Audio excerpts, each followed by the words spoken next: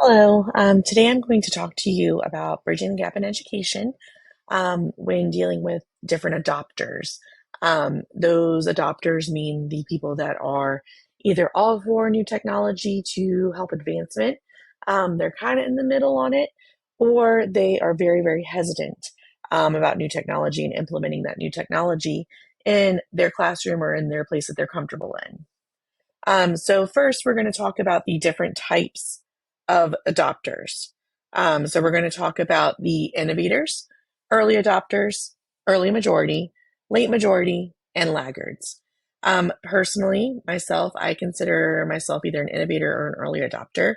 I am very excited when new technology is found, and I'm all for trial and error with it. I want to try it out. I want to see how it can help me in the classroom, how it can help my students. I definitely consider myself in between those two. So an innovator, they're the first individuals to embrace and experiment with new technologies in education. So they are willing to take risk and try out innovative tools or strategies before they are widely accepted or proven effective. The early adopters they closely follow the innovators and are quick to adopt new technologies once they see their potential benefits. They serve as opinion leaders within their educational communities and help spread awareness about the value of these innovations. Next is the early majority. The early majority represents a larger group of educators who are more cautious in adopting new technologies, but eventually do so once they see evidence of success from innovators and early adopters.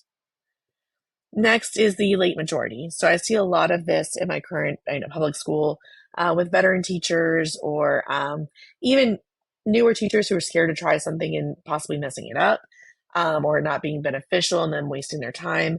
So I do see this in person as well. But the late majority, they consist of those who are skeptical of new technologies and may only adopt them once they have become mainstream or necessary for staying competitive in the field of education. And then lastly, laggards. Laggards are the last to adopt innovative technologies, often due to resistance to change or lack of interest in exploring new tools for teaching and learning. So I know that a lot of teachers who may be getting ready to retire, getting ready to leave the profession altogether, they don't care about the new technology. They know that they're not going to be able to use it. They have no interest in learning it. They don't want to waste their time. So I would consider them laggards or even late majority. They only do it if it's to keep their job, if they are staying in the field. So I have seen every level of this. It's interesting to see these levels and how these people, how they actually adopt the new technology. I don't know if this is maybe a psychological thing from the past or not, but um, getting the confidence built in order to try out new things. So that's where I think a lot of this comes from. But I have seen every stage of this, and it is kind of neat to work with the laggards or work with the late majority, or myself being an innovator, early adopter, playing with a new technology, trying to show it to others. So it's interesting what people may fall into which category of adopter. So, as a leader, implementing educational technology changes in a system such as the schools or district, I would leverage the innovators to pilot new initiatives and provide feedback on their effectiveness. So, the early adopters would be key advocates for spreading awareness and promoting adoption among their peers. And lastly, the early majority would benefit from targeted training and support to ensure successful implementation across the system. So this excerpt from a journal that I did find and read through regarding the COVID-19 pandemic and technology and bridging the gap in that educational gap. It states that remote learning during the lockdown increased the attainment gap between students from different socioeconomic backgrounds. I currently work for a Title I school where a lot of kids, they don't have internet access now. They did not during COVID-19. So their educational gap is huge. A lot of those fifth graders are at a first grade level, and it's not necessarily their fault. They didn't have the resources in order to, access that online learning to get in touch with their teacher. So a lot of that is definitely widening the gap, and it's becoming extremely hard to close. So it's very concerning as well. As far as the biblical perspective, Christ worked with innovators like Peter and John who were quick to follow him and embrace his teachings. He also engaged early adopters such as Matthew, who was a tax collector. who was open to change and become part of his disciples. Additionally, Christ reached out to the early majority through his parabolas and miracles. Sorry, I did not pronounce that correctly. And miracles, appealing to a broader audience and gradually gaining followers. All right. And then as a leader implementing technology changes, I would approach the late majority and laggards with patience, understanding their hesitance towards adopting new technology. I would provide them with personalized support and training to help them feel more comfortable and confident in using new systems.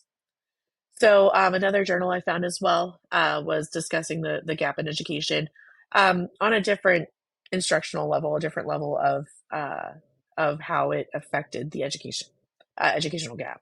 So while some academics quickly adapted to the situation, meaning online learning, the others remained rather slow in this process, which resulted in differences in terms of achieving the expected benefits of online learning, both at the institutional level and at the departmental level or course level in higher education.